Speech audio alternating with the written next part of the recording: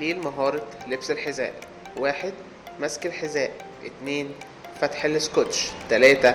رفع لسان الحذاء. 4. إدخال قدمه داخل الحذاء. 5. قفل السكوتش. طلع اللانش بوكس بتاعك وطلع المية بتاعك. تحليل مهارة الأكل بشكل صحيح: 1. إخراج اللانش بوكس والماء من الشنطة. 2. إخراج الساندوتش من اللانش بوكس. 3.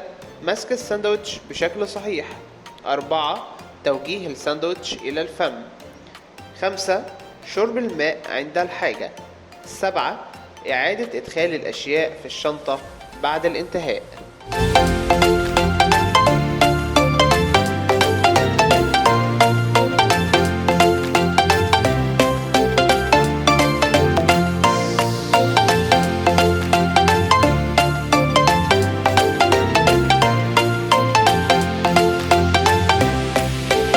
يلا اسم جديد.